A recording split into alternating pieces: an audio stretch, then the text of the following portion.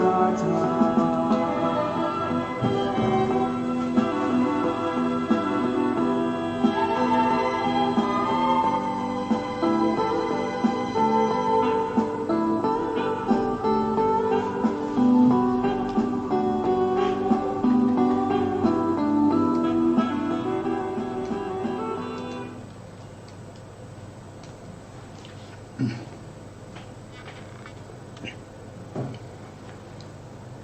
พุทธังสรณังกัจฉามิธัมมังสรณัง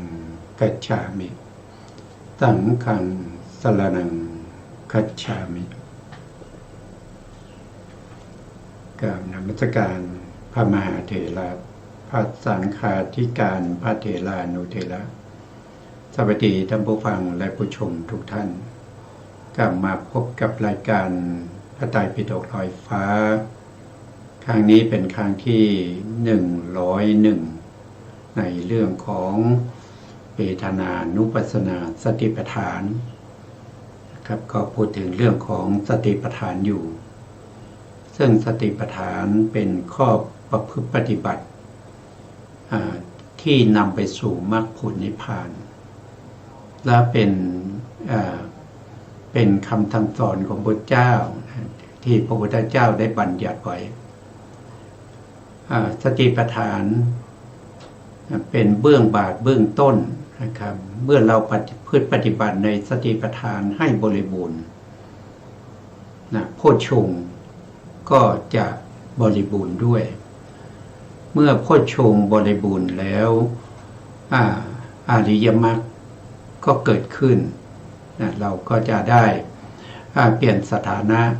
จากปุถุชนไปเป็นพระอริยบุคคลตามที่เราปรารถนาแต่ทั้งนี้ทั้งนั้นนะครับเราจะประพฤติปฏิบัติในสติปัฏฐานนั้นเราก็ต้องมีความรู้ความเข้าใจในเรื่องของสติปัฏฐานเพราะเรื่องของสติปัฏฐานในพระพุทธองค์ได้ตรัสไว้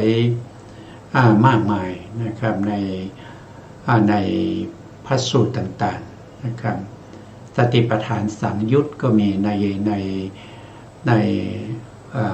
สังยุตตรนิกายนะครับถ้านับโดยสูตรแล้วก็มากมายนะไม่ว่าจะเป็นเรื่องของขันธวรวรรคอย่างนี้อายตนะนะครับพวกนี้ทั้งหมดนะก็เป็นเรื่องของสติปัฏฐานนะที่พระพุทธองค์ได้แสดงไว้ทีนี้สติปัฏฐานเนี่ยที่พระพุทธองค์ได้แสดงไว้เนี่ยท่านบอกว่าสติปัฏฐานนะถ้าว่าโดยตัวสติปัฏฐานจริงๆแล้วมีอยู่แค่3นะครับมาจากไหนก็มาดูก็มาจากพระไตรปิฎกและอรรถกถานะครับในทีฆนิกายมหาวรรคในเล่มที่14ก็อยู่ถ้าเป็นเล่มเก่าปกสีน้ำตาลก็จะอยู่ในหน้าที่275ถ้าเป็นเล่มสีแดงเป็นเล่มใหม่ก็อยู่ในหน้าที่261ท่านบอกว่าสติปัฏฐานนี่มีอยู่3นะ3คืออะไรนะ3คืออะไรท่านก็อธิบายว่า3ก็คือ1ก็คือได้แก่อารมณ์ของสติอารมณ์ของสติอารมณ์ของสติคืออะไรก็คือได้แก่รูปนามทั้งหลายรูปนามทั้งหลายหรือเรียกว่าเป็นสังคตธรรม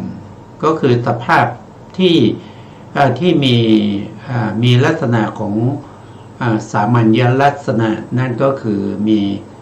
มีความเป็นอนิจจังทุกขังอนัตตาสิ่งไหนมีความเป็นอนิจจังทุกขังอนัตตาสิ่งนั้นก็เป็นอารมณ์ของสติปัฏฐานได้ก่อนที่เราจะเห็นอนิจจังทุกขังอนัตตานั้นนะครับเราต้องเห็นแล้วก็จะต้องรู้ชัดเจนในเรื่องของการแยกในสภาพของความเป็นรูปเป็นนามสภาพของความเป็นรูปในเป็นนามเมื่อเราแยกสภาพว่าของความเป็นรูปเป็นนามแล้วเรายังจะต้อง แยกต่อไปว่ารูปนั้นมันคือรูปอะไรไม่ใช่รู้เฉพาะรูปนามเท่านั้นก็พอไม่ใช่นะครับรูปมันก็มีหลายอย่างใช่ไหมครับรูปมีหลายอย่างที่เราศึกษาอยู่ก็เช่นจักขุอย่างเนี้ยจักขุประสาทเนี่ยจักขุประสาทมันมีลักษณะอย่างไรอันนี้คือรูปนะครับก็คือตาต้องแยกได้ว่าตากับหูต่างกันยังไงหน้าตากับหูต่างกันยังไงตากับจักขุวิญญาณต่างกันยังไงนะครับพวกนี้เป็นอารมณ์ของสติปัฏฐานต้องแยกได้ว่าตามีลักษณะยังไงต่างกับหูยังไงนะหูมีลักษณะอย่างไรไปต่างกับ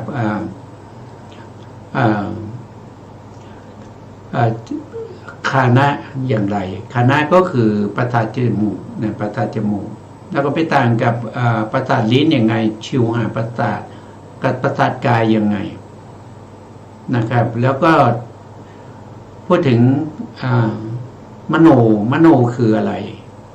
พวกนี้เป็นอะไรเป็นมโนเนี่ยเขาเป็นนามใช่ไหมครับจักขุโสตคานะชิวหากายะนี่มันเป็นรูป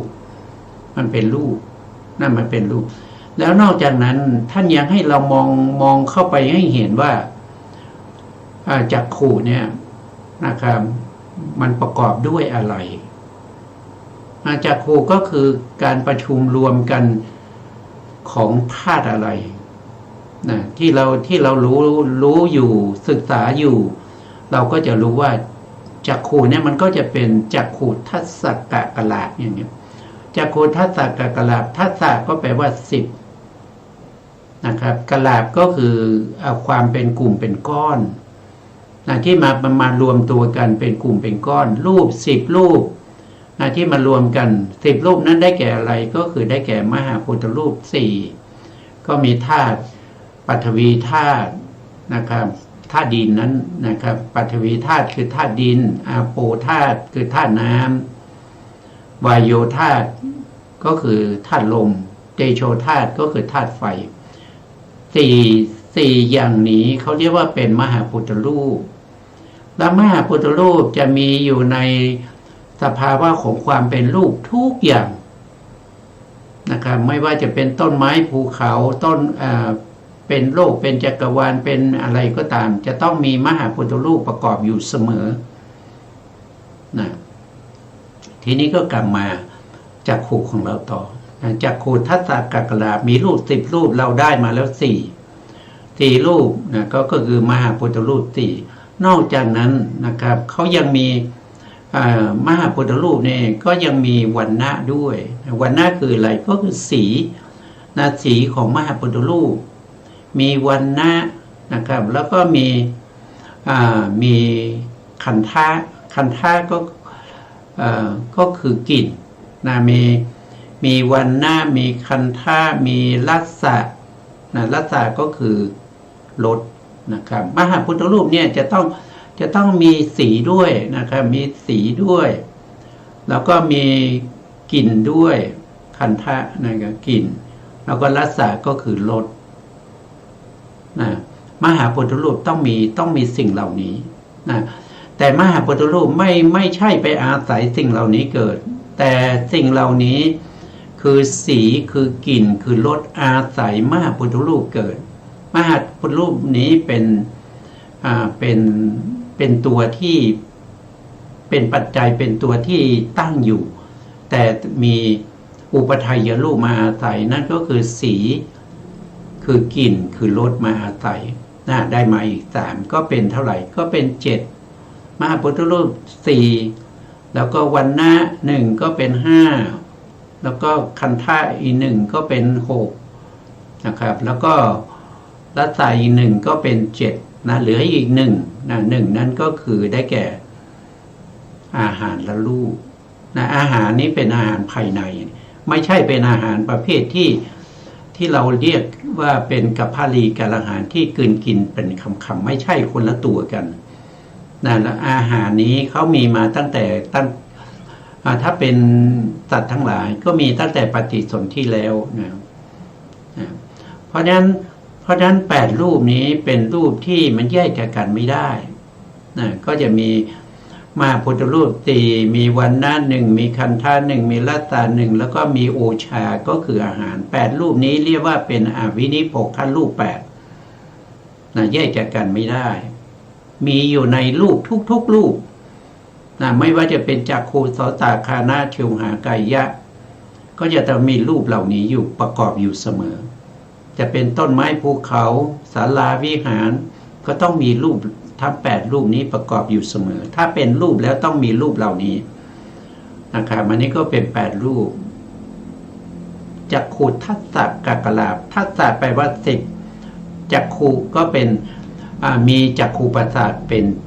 ที่10นะทีนี้ได้8แล้วรูปที่9คืออะไร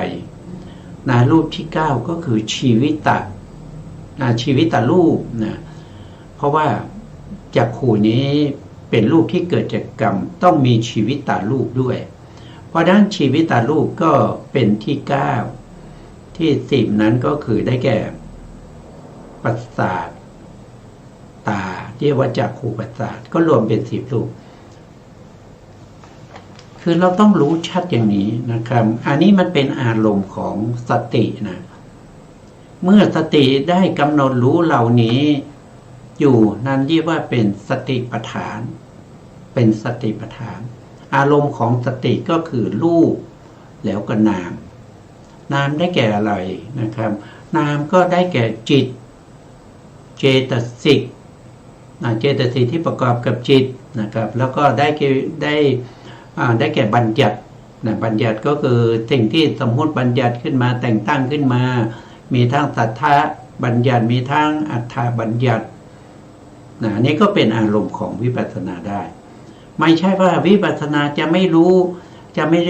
ม่รู้บัญญัติไม่ใช่นะ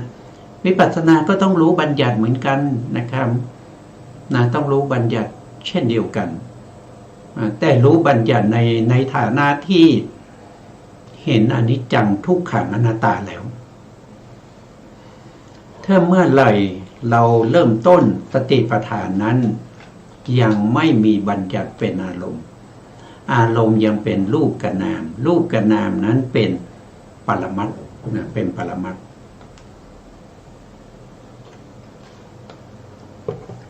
รูปเป็นปรมัตถ์นามก็เป็นปรมัตถ์นามได้แก่จิตแล้วก็เจตสิก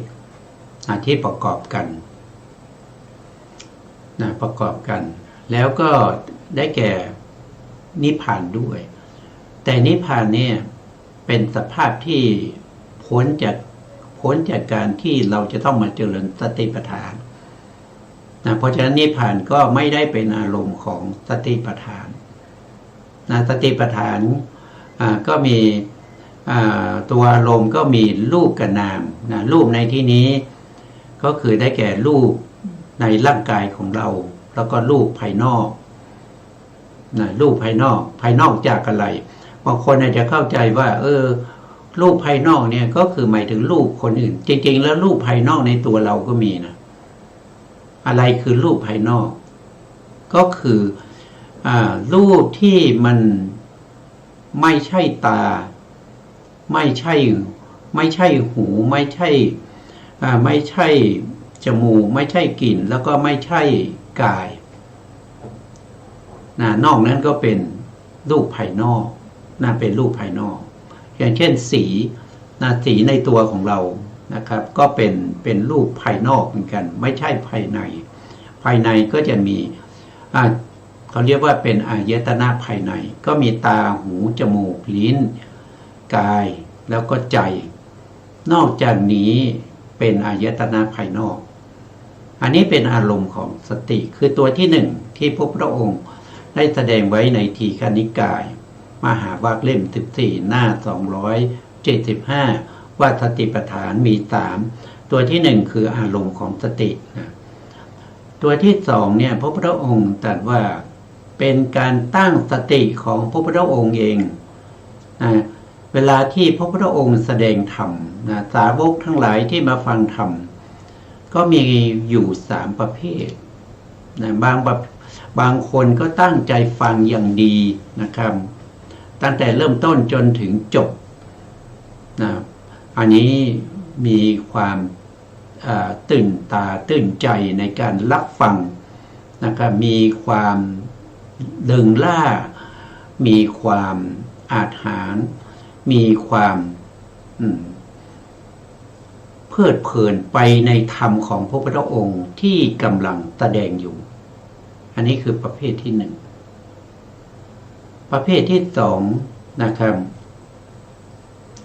ก็เป็นประเภทที่ไม่ได้สนใจฟังไม่ได้สนใจฟังนะครับคุยกันบ้างนะครับหรือว่ายกไม้ยกมือเดินไปเดินมานะครับอันนี้คือประเภทที่สองประเภทที่สามก็คือฟังบางครั้งก็ฟังตั้งใจฟังบางครั้งก็ง่วงเหงาหอนอนนะครับไม่ได้สนใจฟัง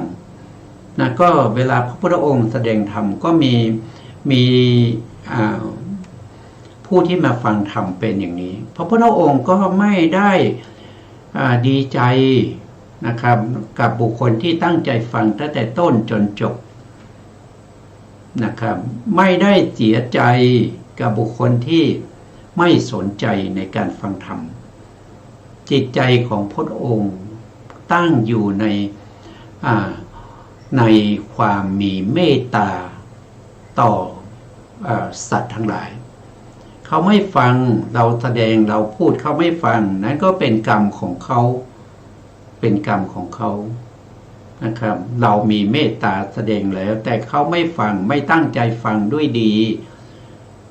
นั่นก็เป็นกรรมของเขาเขาย่อมเวียนว่ายตายเกิดอยู่ในวัฏสงสารนี้อีกยาวนานก็เป็นเรื่องของเขาเขาไม่เดินทางที่พระพุทธองค์ชี้ให้เดินเขาไม่เดินเขาไม่สนใจก็เป็นเรื่องของเขาอันนี้คือพระพุทธองค์ตั้งสติสติปัฏฐานตัวที่สองก็คือตัวสติคือสติของพระพุทธองค์ที่ตั้งไว้ในเวลาแสดงธรรมในเวลาที่แสดงธรรมนะครับส่วนตัวสุดท้ายนั้นก็คือตัวสติเพราะฉะนั้นสติปัฏฐานสามก็คือหนึ่งก็คืออารมณ์ของสติสองก็คือการตั้งสติของพระพุทธเจ้าสามก็คือตัวสตินี้เราก็เคยศึกษามาแล้ว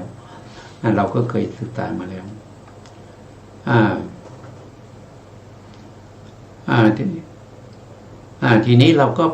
ไปดูนะก่อนที่เราจะไปต่อจากครั้งที่แล้วนะครับเรามาทบทวนก่อนนะครับเพราะว่านานแล้วนะครับถึงตอนที่100แล้วเพราะฉะนั้นมันก็นานมาแล้วอาจจะลืมแล้วนะครับท่านอันนี้ท่านก็บอกว่าสติปัฏฐานเนี่ยมันคือทางดำเนินไปสู่มรรคผลนิพพานท่านบอกว่าทางนี้เป็นทางสายเอกมีทางนี้เป็นทางสายเอกนะครับมีทางเดียวนะมันเป็นสายเอกมันไม่ใช่ทางคู่ไม่ใช่คู่ขนานนะครับดูก่อนภิกษุทั้งหลายนะทางนี้เป็นทางไปอันเอกนะครับทางไปอันเอกเนี่ยมีความหมายอยู่6ประการด้วยกัน6ประการคืออะไรก็คือ1ก็คือเป็นทางสายเดียวไม่ใช่2สายไม่ใช่คู่ขนานนะครับเป็นทางสายเดียวนะอันที่2ก็คือคนที่จะไปในทางสายนี้จะต้องไปคนเดียว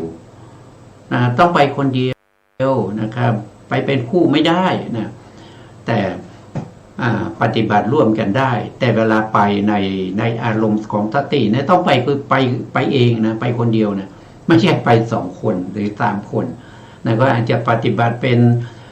ป็นคณะเป็นหมู่นะครับแต่เวลาไปในอารมณ์ของสติต้องไปคนเดียวนะครับดำเนินจากอารมณ์นั้นไปสู่มรรคผลนิพพานเพราะฉะนั้นคนที่จะเดินทางนี้ต้องไปคนเดียวไปคนเดียวข้อที่3ก็คือเป็นทางสายเดียวนะครับที่ดำเนินจากวัฏฏะสงสารสังสารวัฏไปถึงพระนิพพานมีสายเดียวข้อที่3นะครับไปถึงพระนิพพานมีสายเดียวนะครับข้อที่4 ทางดำเนินไปของผู้เป็นเอกนะใครคือผู้เป็นเอกมหาบุรุษนะมีเพียงผู้เดียวนะที่จะเดินทางนี้เป็นคนแรกนั้นก็คือได้แก่พระพุทธเจ้านะพระพุทธเจ้าก็เดินทางนี้เหมือนกันนะครับเดินไปถึงจุดหมายไปถึงนิพพานเป็นคนแรกนะครับแล้วก็เอาธรรมเหล่านี้นะครับมาแสดงมาเปิดเผยบัญญัติทำให้ตื้นเข้าใจง่ายสั่งสอนเวนยตัดให้ตัดรู้ตามนะตัดรู้ตามมากมายนะครับมากมายนะครับมีทั้งคนที่เป็นมนุษย์นะผู้ที่เป็นมนุษย์นะมีทั้งผู้ที่เป็นเทวดานะครับผู้ที่เป็นพรหมนะครับเป็นรูปพรหมก็มีอรูปพรหมก็มีนะครับบางคนสงสัยว่าแล้วอรูปพรหมจะมาฟังธรรมได้ยังไงนะครับเขาไม่มีตาไม่มีหูไม่มีจมูกไม่มีลิ้นไม่มีกายท่านไม่ได้หมายความว่าอย่างนั้นท่านหมายความว่าอารูปภูมิเนี่ยก็คือบุคคลที่ได้มาฟังธรรมพระพุทธเจ้าตอนสมัยที่เป็นเทวดาหรือว่าเป็นมนุษย์แล้วก็ได้บรรลุเป็นพระโสดาบันเป็นโสดาบันหรือสกทาคามีหรืออนาคามีก็ตามแต่แล้วท่านได้อรูปฌานนะครับท่านได้อรูปฌานแล้วฌานนั้นไม่เสื่อมท่านตายท่านก็ไปเกิดในอรูปภูมิเมื่อท่านไปเกิดในอรูปภูมิแล้วท่านก็ไปเจริญสมถะวิปัสสนาต่อเพื่อให้ได้เป็นพระอรหันต์ต่อไปได้ปฏินิพพานในอรูปภูมิต่อไปนะครับก็เป็นสาวกของพระพุทธเจ้านะสาวกของพระพุทธเจ้ามีตั้งแต่ที่ไหนนะตั้งแต่มนุษย์นะเทวดานะครับแล้วก็รูปภูมิมารูปภูมิตลอดไปจนหมื่นโลกธาตุนะหมื่นโลกธาตุก็คือหมื่นจักรวาลนะครับไม่ใช่ว่ามีเฉพาะจักรวาลของเราเท่านั้นนะในหมื่นจักรวาลที่อยู่บริเวณรัศมีในหมื่นจักรวาลนี้ยังมีสาวกของพระพุทธเจ้าอยู่มากมายนะครับมีอยู่มากมายนี่ก็คือทางดำเนินไปของบุคคลเอกไปถึงเป็นคนแรกนะครับข้อที่5ก็คือสติปัฏฐานเนี่ยทางเดียวทางสายเดียวที่เป็นเอกายโนเนี่ยเอกายโนหรือทางสายเอกเนี่ยมีเฉพาะในศาสนาเดียวศาสนานั้นก็คือได้แก่พระพุทธศาสนามันก็มีในศาสนาเดียวข้อที่6ก็คือทางสายนี้ทางเอกนะครับสายนี้มุ่งสู่จุดหมายเดียวนะครับไม่ได้มุ่งไปเพื่อความเป็นเทวดาเพื่อความเป็นรูปพรหมหรือรูปพรหมแต่ทางนี้มุ่งไปสู่มรรคผลนิพพานนะครับมีเฉพาะในพระพุทธศาสนานี้เท่านั้นมีทางสายเอกที่มีความหมายถึง6ประการด้วยกันนะครับ6ประการด้วยกันนะอันนี้ก็ทวนของเก่านะครับนะท่านบอกว่าอันนี้เนี่ยที่รวบรวมมาเนี่ยก็มาจากเล่มที่14นะครับเล่มที่14เล่มที่14ก็คืออัตถกถา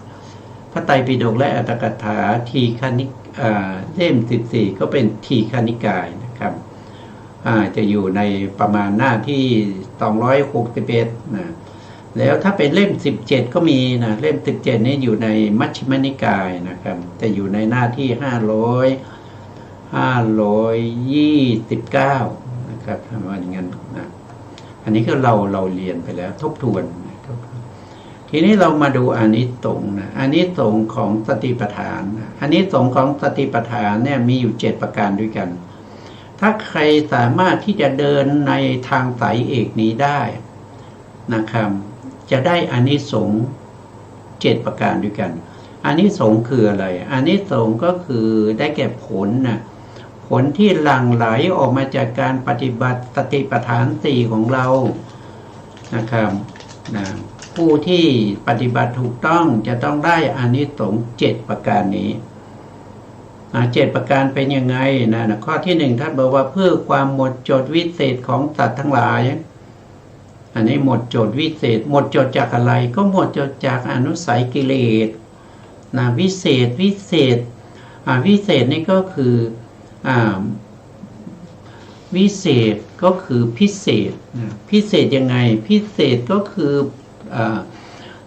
มันเป็นของเลิศนะครับมันมีอย่างเดียวนะนั่นก็คือถึงมรรคผลนิพพานนะได้เห็นพระนิพพานได้มรรคได้ผลนะในแง่นี้ก็คือความหมดจด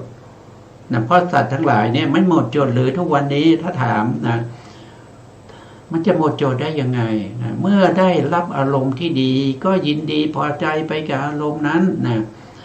ถ้าพบอารมณ์ที่ไม่ดีก็มีโทสะมีความขุ่นเคืองไม่พอใจในอารมณ์นั้นบางทีกระทบอารมณ์แล้วก็ไม่ได้พิจารณาไม่ได้สนใจนะครับลุ่มหลงไปกับสิ่งเหล่านั้นอย่างนี้มันจะบริสุทธิ์ได้ยังไงนะมันจะบริสุทธิ์ได้ยังไงเพราะฉะนั้นมันจึงเป็นสัตว์ที่จมอยู่ในความทุกข์ทั้งหลายเป็นสัตว์ที่อยู่ในบ่อแห่งอบายภูมินะอยู่ในบ่อแห่งการเวียนว่ายตายเกิดอยู่ในวัฏฏะสงสาร31ภูมิผู้ที่ยังอยู่ใน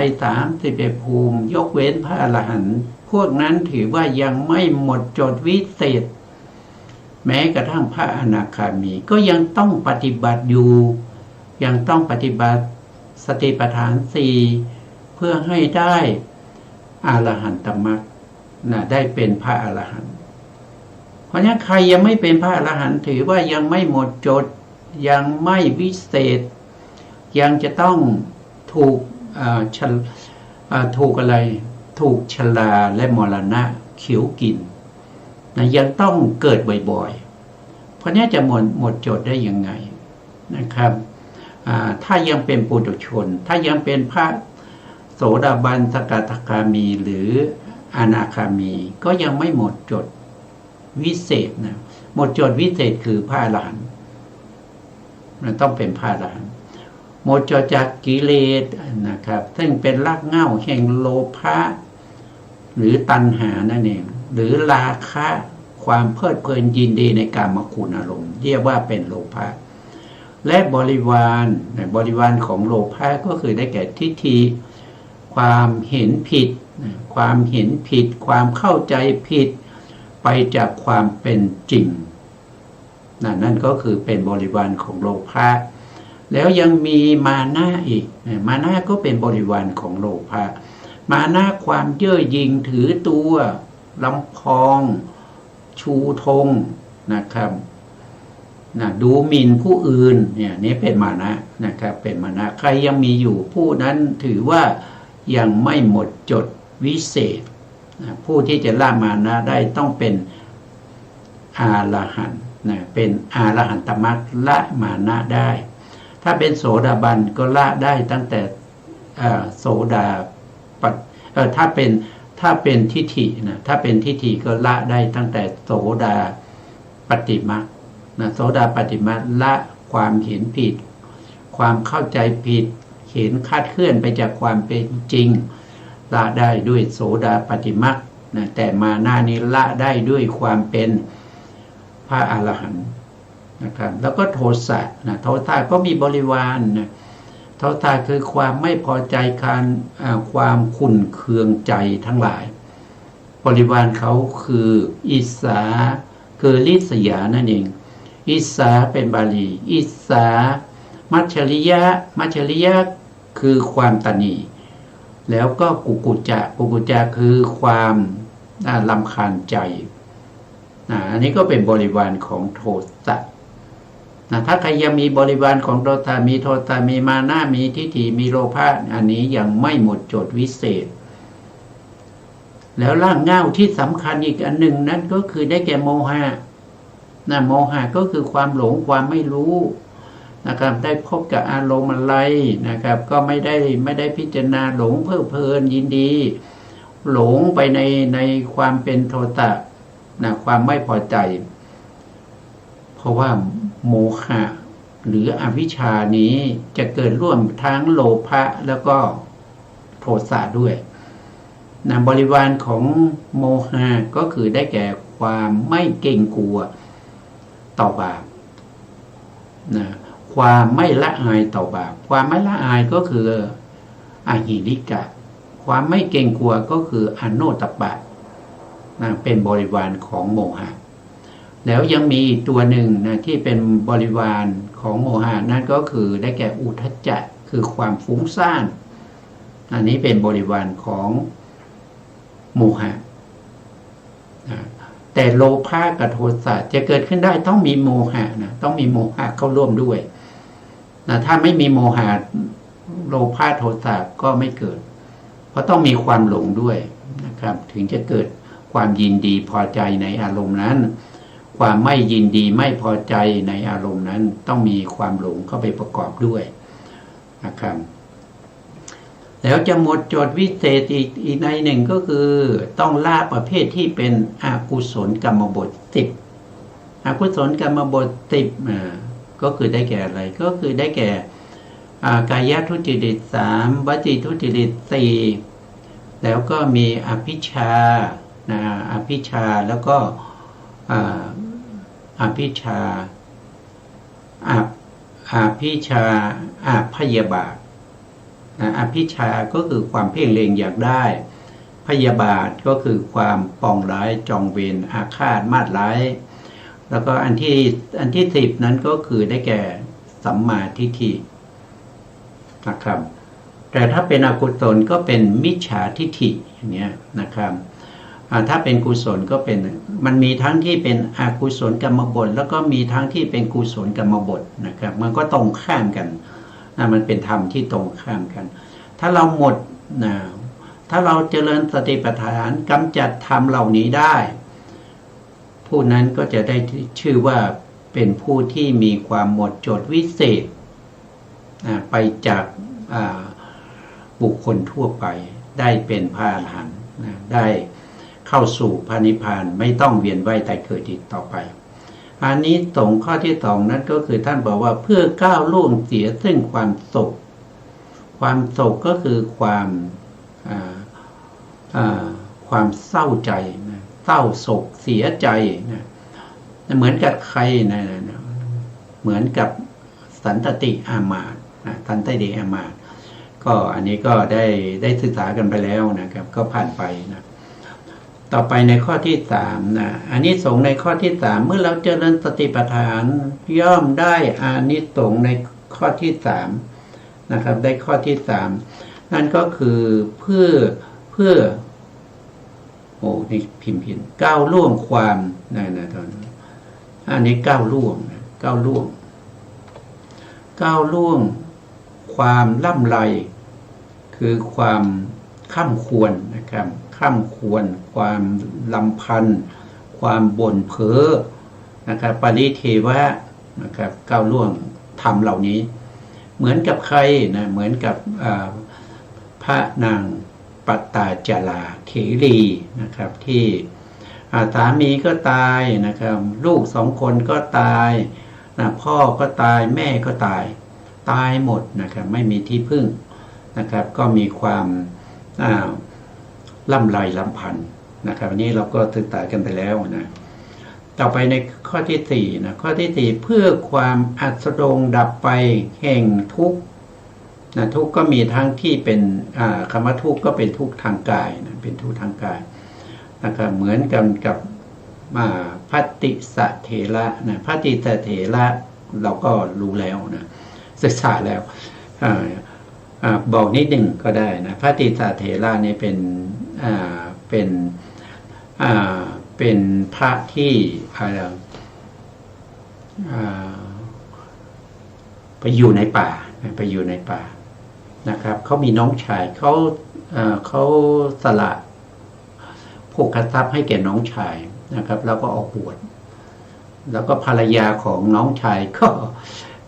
กลัวว่าเดี๋ยวติสะเนี่ยจะลาสิกขาแล้วก็มาขอคืนโภคทรัพย์ก็เลยจ้างโจรนะครับไปให้ฆ่าพระติสะโจรนั้นก็ไปจับพระติสะได้นะครับแล้วก็จะฆ่าพระติสะก็บอกว่าขอเวลา1 คืนได้ไหม พระจนเหล่านั้นก็ว่าไม่ได้เพราะไม่มีอะไรมาประกันเดี๋ยวถ้าท่านหนีไปเราก็ไปตามจับท่านยากลำบากนะเพราะฉะนั้นเราไม่เอาเราจะฆ่าท่านเดี๋ยวนี้แหละนะพระเตตาก็บอกว่าเรามีประกันให้ท่านเนี่ยแล้วประกันอะไรนะที่พระเตตาก็เอาก้อนหินใหญ่ๆนะทุบขาตัวเองให้หักนะครับเพื่อจะหนีไปไม่ได้แล้วก็ถามโจรว่าอันนี้เป็นหลักประกันได้ไหมโจรก็บอกว่าโอ้ขาท่านก็หักแล้วคงหนีไปนั้นไม่ได้เอาอย่างนั้นก็ตามสบายนะครับคืนนี้คืนเดียวพรุ่งนี้เช้าก็จะฆ่านะครับพรุ่งนี้เช้าก็ฆ่าพระเตสานั้นก็เจริญสติปัฏฐานนะครับโดยมีเวทนาที่เจ็บปวดนั้นนะครับที่ขาหักนั้นนะครับแล้วก็เจริญใกล้สว่างนะใกล้สว่างท่านก็ได้บรรลุเป็นพระอรหันต์นะครับเป็นพระอรหันต์แล้วท่านก็ปรินิพพานนะครับด้วยความเจ็บปวดนั้นอันนี้ก็เรียกว่าเป็นชีวิตตะสมะสีนะเป็นพระอรหันต์ประเภทที่เป็นชีวิตตะสมะสีก็คือได้เป็นพระอรหันต์แล้วก็ปรินิพพานนี่ก็คือทุกกายนะครับโดยใช้ทุกกายนะครับเพราะฉะนั้นท่านปรินิพพานไปแล้วท่านจะต้องท่านจะไม่ต้องกลับมาทุกขาตัวเองอีกนะครับท่านก็พ้นจากเรื่องของความทุกข์ทางกายจริงๆแล้วพ้นไปหมดนะไม่ว่าจะเป็นเรื่องของทุกข์ทางกายต่างๆทั้งหมดนั้นท่านก็พ้นแล้วเพราะท่านได้ปรินิพพานไปแล้วไม่ต้องเกิดอีกแล้วอันนี้ก็เป็นอานิสงส์นะครับอานิสงส์ก็คืออัสดงดับไปแห่งทุกข์นะแห่งทุกข์ก็คือทุกข์ทางกายข้อที่5ก็คือเพื่ออัสดงดับไปแห่งโทมนัส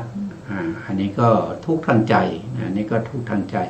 ก็สามารถจะกำจัดทุกข์ทางใจได้เหมือนกันนะครับ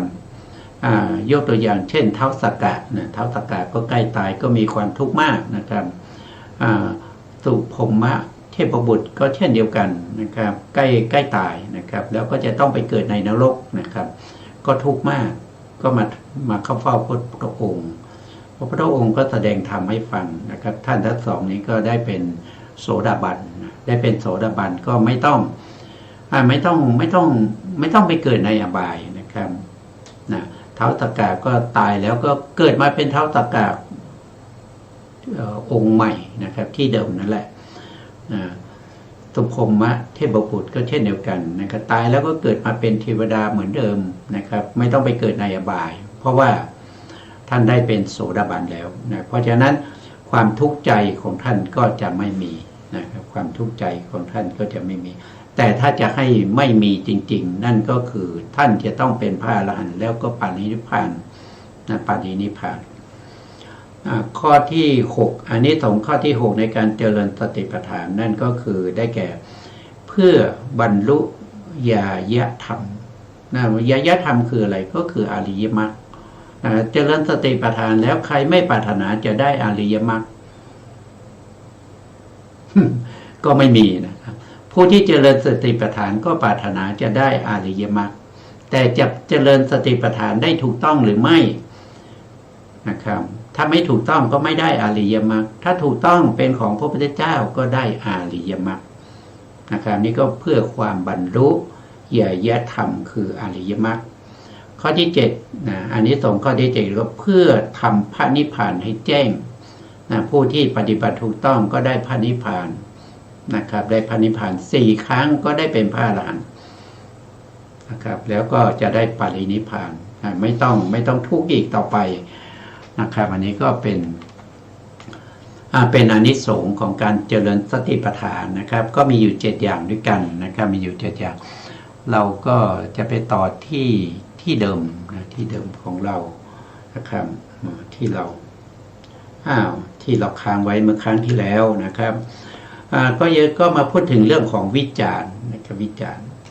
ที่เราพูดถึงครั้งที่แล้วเนี่ยเราพูดมาหลายครั้งแล้วนะคือทำที่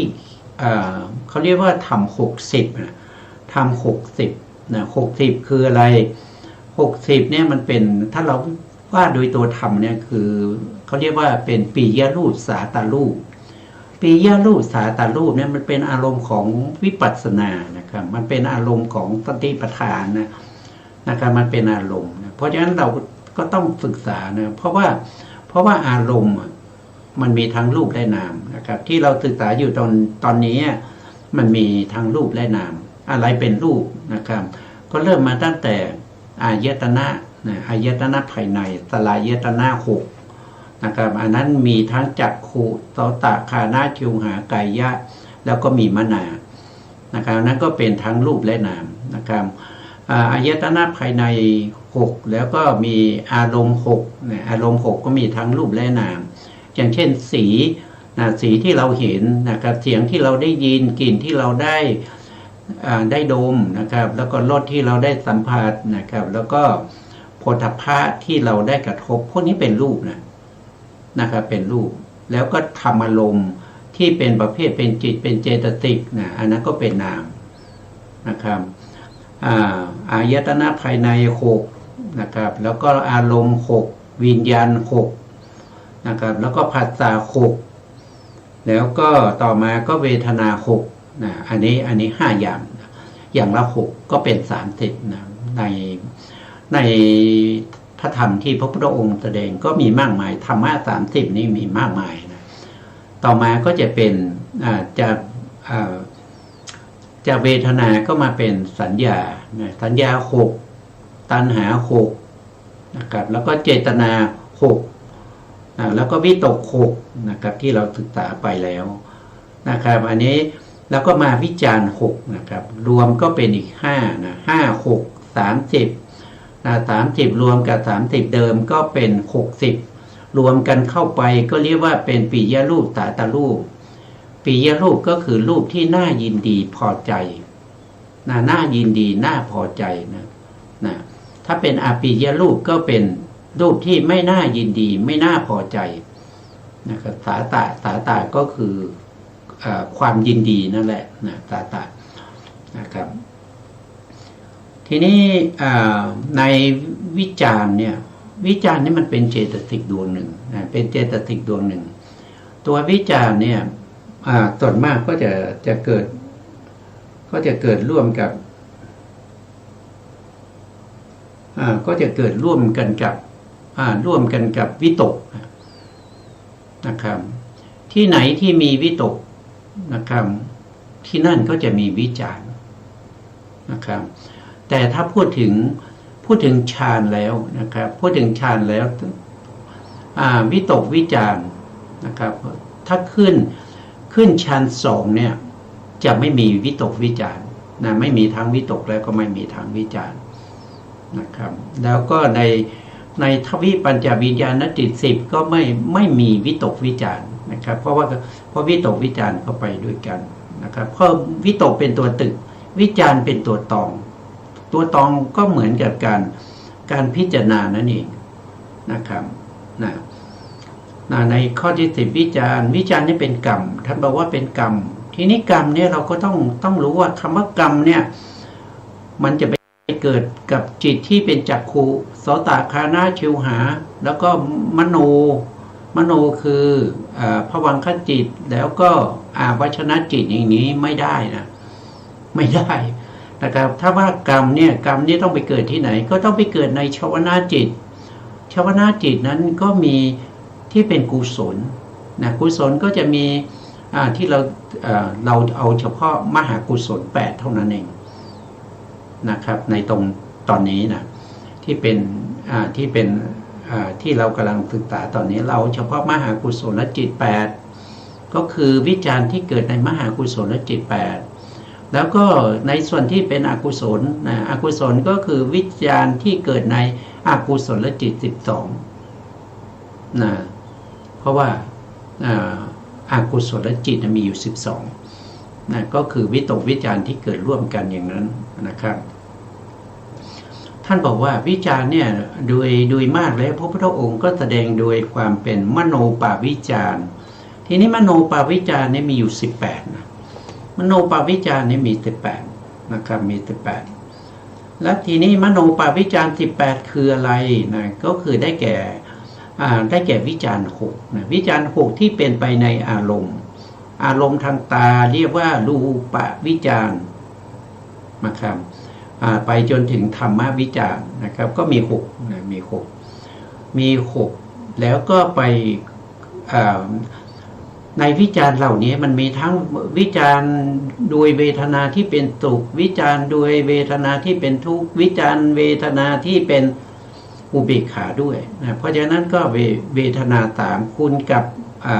วิจารในทวาร6ก็เป็น18เรียกว่าเป็นมโนปวิจารอันนี้เราก็ต้องเข้าใจเราก็ต้องเข้าใจแล้วเราก็ต้องจำด้วยเพราะอะไรเพราะว่าพระพุทธองค์แสดงไว้ในพระสูตรต่างๆเมื่อเราได้อ่านหรือว่าได้สาธยายไปเจอศัพท์เหล่านี้เราก็จะได้เข้าใจว่าอันนี้มันคืออารมณ์คูณกับเวทนาอารมณ์6คูณกับเวทนา3นะก็เรียกว่าเป็นมโนปวิจาร18นะครับหรือท่านบอกว่าหรือวิจารเจตสิกนะวิจารนี่เป็นเจตสิกนะครับวิจารอยู่ที่ไหนอยู่ในสัพพะจิตตสาธารณเจตสิกนะครับเป็นอยู่ตรงไหนนะครับก็อยู่ตรงนี้นะครับวิจารก็อยู่ตรงนี้ดวงที่2นะครับวิตกดวงที่1นะวิตกเราพูดไปเมื่อครั้งที่แล้วนะครับวิตกวิจารเนี่ยเ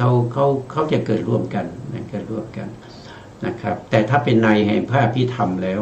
ก็จะแยกจากกันได้นะครับ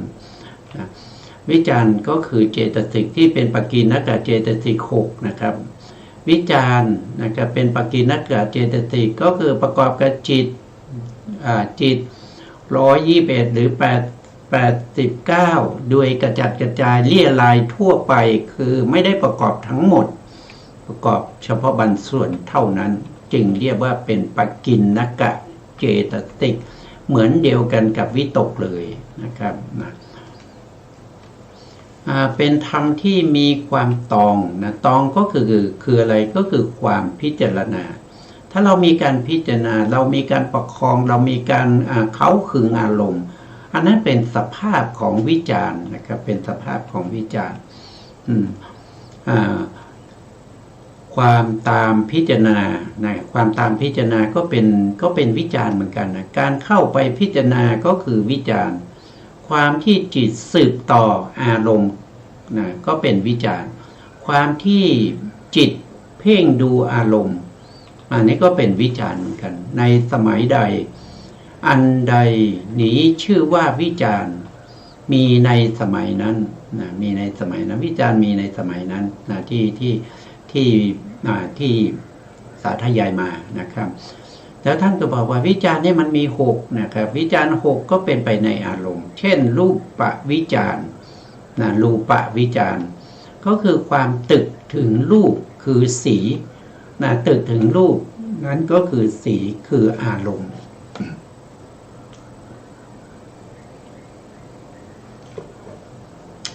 ก็คืออะไรก็คือพิจารณาถึงสีนั้นนะตึกถึงสีนั้นอันนี้เรียกว่าเป็นรูปวิจารณ์เมื่อตึกถึงเสียงนะก็เรียกว่าเป็นสัทธวิจารณ์ความตองถึงเสียงนะครับมีเสียงนั้นเป็นอารมณ์ก็เรียกว่าเป็นสัทธวิจารณ์ข้อที่3คันธวิจารณ์นะคันธานี่คือกลิ่นนะคือกลิ่นวิจารณ์ก็คือเจตสิกนะที่เกิดแล้วก็ไปตองในกลิ่นนั้นไปพิจารณาในกลิ่นนั้นไปดมกลิ่นนั้นนะพูดง่ายๆนะครับความตองถึงกลิ่นนะมีกลิ่นเป็นอารมณ์เรียกว่าคันธวิจารณ์ข้อที่4รัสสวิจารณ์รัสสวิจารณ์ความตองถึงอะไรตองถึงรสรักษานี่แปลว่ารสนะครับวิจารณ์รักษาวิจารณ์ก็คือตองถึงรสนั้นเมื่อมีรสเป็นอารมณ์ก็เรียกว่าเป็นรักษาวิจารณ์ต่อมาก็ข้อที่5นะข้อที่5ก็คือโพธพวิจารณ์โพธพวิจารณ์ก็คือค ความตองถึงโผฏฐัพพะโผฏฐัพพะคือการกระทบสัมผัสนะที่รู้ถึงความแข็งความอ่อนความเย็นความร้อนนะความหย่อนความตึงก็ขึ้นอยู่กับเรามีมนสิการไปในธาตุไหนถ้าเรามีมนสิการไปในธาตุของปัทวีก็พบกับความแข็งกับความอ่อน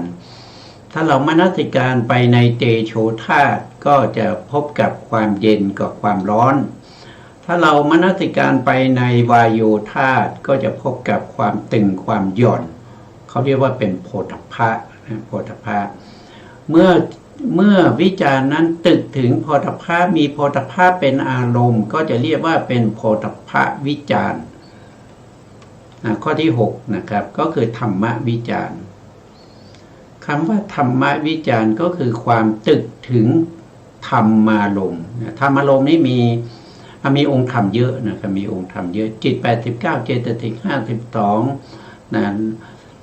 สุขุมรูป16ปัสสาทรูป5นะครับบัญญัตินิพพานนี้ก็เป็นธรรมารมณ์นะวิจารณ์ที่เข้าไปตึกถึงธรรมารมณ์เหล่านั้นเอาธรรมารมณ์เหล่านั้นเป็นอารมณ์ก็เรียกว่าเป็นธรรมวิจารณ์นะครับวิจารณ์ก็มี6นะครับแล้วใน6อย่างนี้ก็มีเวทนาประกอบนะครับบางครั้งก็เป็นสุขเป็นทุกข์นะบางครั้งก็เป็นอุเบกขานะครับเพราะฉะนั้นในทวาร1ก็คูณกับเวทนา3รวม6ก็จะเป็น18นั้นเรียกว่าเป็นมโนปวิจารณ์นะครับอันนี้ก็เป็นเรื่องของวิจารณ์ซึ่งเป็นธรรมข้อสุดท้ายในปิยรูปสาตรูปซึ่งเป็นอารมณ์ของวิปัสสนาได้นะเป็นอารมณ์ของวิปัสสนาได้เราเรียกว่าปิยรูปก็คือความเข้าไปยินดียินดีในสภาพของธรรมทั้งหลายที่มันประกอบกันเป็นกลุ่มเป็นก้อนนะครับไม่ถ้าเราแยกออกมาเป็นขันธ์เป็นแต่ละอย่างเนี่ยเขาจะไม่กิเลสตัณหาจะไม่ยินดีนะครับแต่เมื่อไหร่มันประกอบกันเป็นกลุ่มเป็นก้อนนะครับเห็นเป็นตานะครับเห็นเป็นหูเห็นเป็นอะไรต่างๆเหล่านี้มันก็จะเข้าไปยินดีตานะงามนะตาของเธอทำไมสวยจังผมของเธอทำไมดกจังนะครับแต่ถ้ามันกระจัดกระจายไปแล้วนะครับกระจัดกระจายไปแล้วเกิดเห็นเป็นอสุภะขึ้นมาเนี่ยมันก็จะไม่เข้าไปยินดีนะเพราะฉะนั้นธรรมเหล่านี้จึงเป็นอารมณ์ของสติปัฏฐานได้นะสติปัฏฐานได้สติปัฏฐานซึ่งเป็นธรรมที่จะนำสัตว์ทั้งหลายนะครับเข้าถึงความบริสุทธิ์นะครับเข้าถึงมรรคถึงผลอันนี้เป็นธรรมนะเป็นธรรมเป็นอารมณ์ของสติได้นะครับ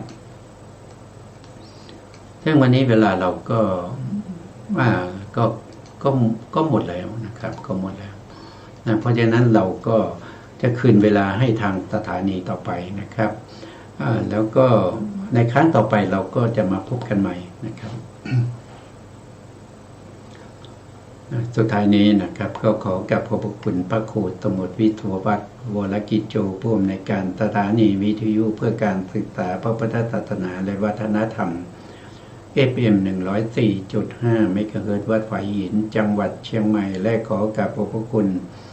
พระครูปริยัติยานุศาสตร์ขอบคุณท่านผู้ฟังและผู้ชมทุกท่านนะครับที่ให้เกียรติติดตามในรายการพระไตรปิฎกลอยฟ้าพบกันใหม่ในครั้งต่อไปครับวันนี้ลาไปก่อนครับสวัสดีครับ